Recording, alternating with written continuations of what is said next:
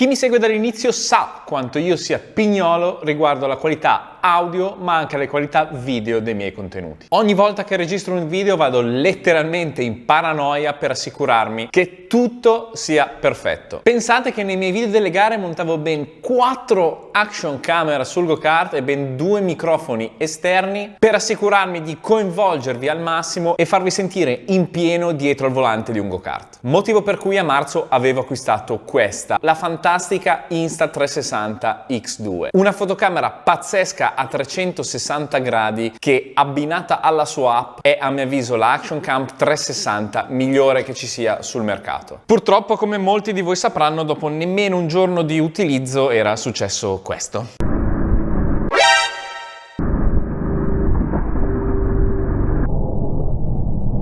Quindi non sono mai riuscito a poterla testare a pieno e a portarvi contenuti spettacolari che si riescono a realizzare grazie a questa bestiolina. Questo però fino ad oggi. Infatti i ragazzi di Insta360 mi hanno chiamato e mi hanno detto: ehi Gaba, che fighi i tuoi video! Ti mandiamo una Insta360 X2, la monti sul go-kart e ci fai vedere che video riesci a fare. E io ovviamente ho accettato di buon cuore questa sfida. Ma oltre a ciò i ragazzi di Insta360 sono andati all in e mi hanno mandato anche una seconda action camera che mi ha colpito talmente tanto che ho deciso di parlarvene in questo video. Sto parlando di questa, la Insta360 Go 2. Questo non sarà un video né di recensione né di unboxing, ma se volete scoprire le fantastiche caratteristiche tecniche di questa incredibile action cam, lo potete fare tramite il link che trovate qui in descrizione e che vi condurrà direttamente al sito di Insta360. Voglio darvi invece il mio punto di vista sia da kartista che da youtuber e la mia opinione su perché reputo che questa sia la migliore action cam sul mercato per quanto riguarda il motorsport. Ho deciso di riassumere tutto in 4 motivi principali. Motivo numero 1: è piccolissima, ragazzi, è veramente piccola e non pesa niente. Per darvi una proporzione, è più piccola del mio mignolino. Si sa, il karting è uno sport molto faticoso, sia a livello fisico che a livello mentale, ma la parte che spesso patisce di più dopo un'intensa giornata di pista è il collo, sì. E dove monta la fotocamera la maggior parte delle persone? Sul casco. Per farvi capire quanto influisca il peso di una telecamera sul casco, ho fatto qualche piccolo conto. La mia vecchia action cam pesava con la batteria circa 140 grammi. In alcune curve, per via delle forze di accelerazione che agiscono sul nostro corpo quando siamo alla guida di un go-kart o di un'auto, questa telecamera arrivava a pesare circa mezzo chilo. E se oltre a ciò aggiungete il fatto che era molto ingombrante, quindi per forza di cose veniva montata sul casco molto in alto, la coppia che veniva esercitata sul casco e quindi sul vostro collo ad ogni curva risultava essere circa equivalente ad 1 chilo. Insomma, il mio collo a fine giornata si sentiva un po' come se fossi andato a cantare la canzone del capitano a McGregor. Comunque, ieri finalmente sono sceso in pista al Cremona Circuit con il mio go-kart e ho avuto finalmente la possibilità di testarla per bene durante una giornata di test.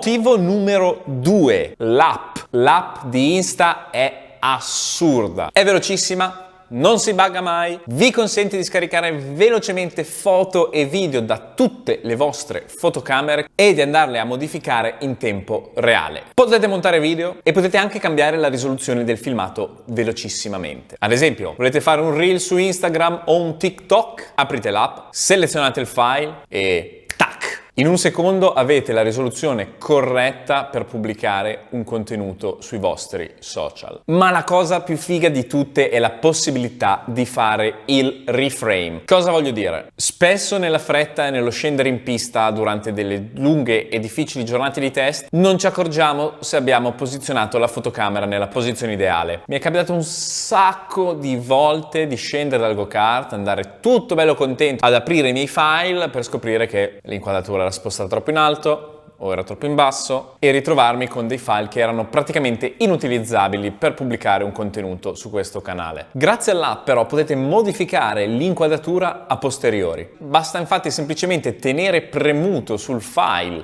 a lungo e andare a modificare l'inquadratura come meglio credete. Insomma, un'altra preoccupazione in meno che avrò quando andrò a girare in pista. Comunque vi siete meritati un altro onboard, in quanto a Cremona ho provato ben due telai, il mio vecchio e quello nuovo, per metterli a confronto. Non vi voglio dire troppo sui telai, quindi godetevi il video e vediamo se riuscite a cogliere le differenze tra i due telai solo grazie al video.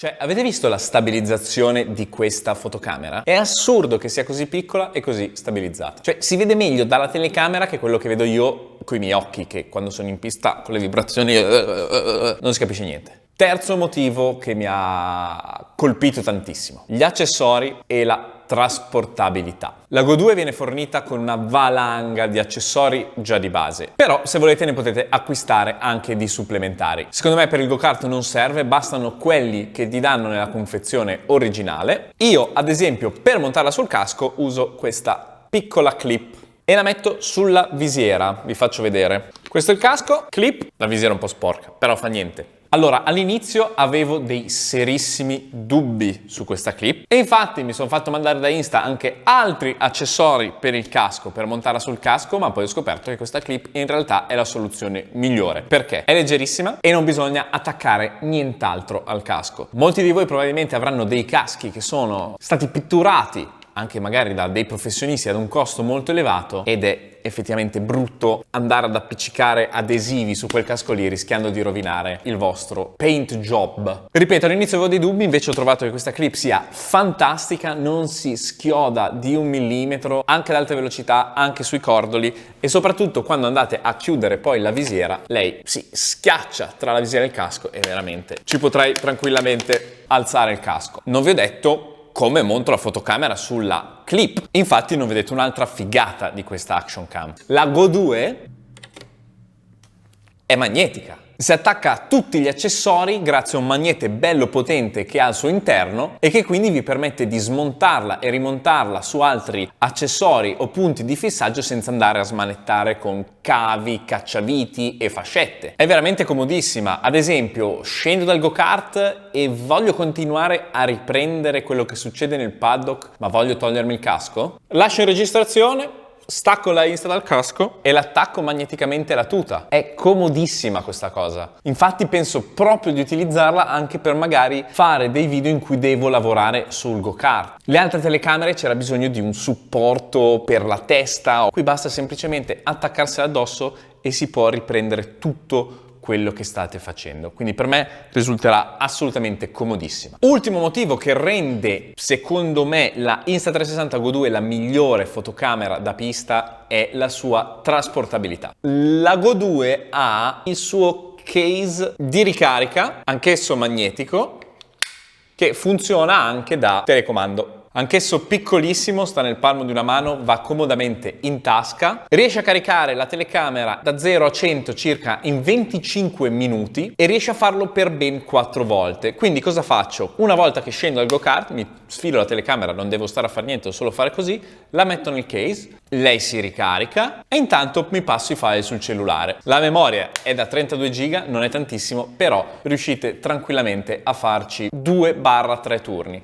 Se poi tra un turno e l'altro scaricate i dati, siete a posto, non ci vuole niente. Si connette anche col wifi e quindi è velocissimo. Una volta che ho finito di scaricare i file, lei praticamente si è ricaricata e quindi ho la telecamera quasi sempre al 100%. Poi la porta USB-C, se oltretutto la lasciate connessa magari a un power bank o al furgone, avete sempre la telecamera carica. Per questi motivi ho deciso che la Go 2 diventerà sicuramente la mia telecamera principale sul casco e mi tornerà utilissima per portarvi tanti altri contenuti. Se state quindi cercando un action cam piccola, versatile, potente e intelligente, perché questo è smart, sei smart, ve ne consiglio sicuramente l'acquisto. L'unica pecca negativa è l'audio, ma sui go-kart poco ci si può fare anche con le altre action cam. Se siete dei creatori di contenuti, procuratevi un microfono esterno come faccio io. Se invece vi serve una telecamera solo per guardare i vostri giri, cercare di capire dove migliorare, allora va benissimo anche l'audio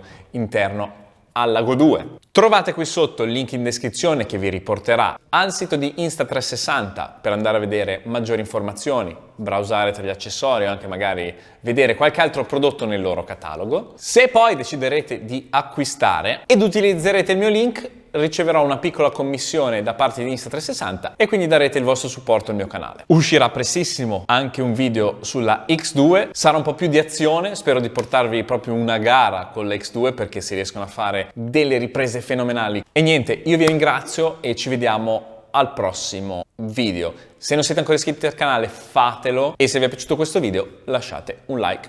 Ciao!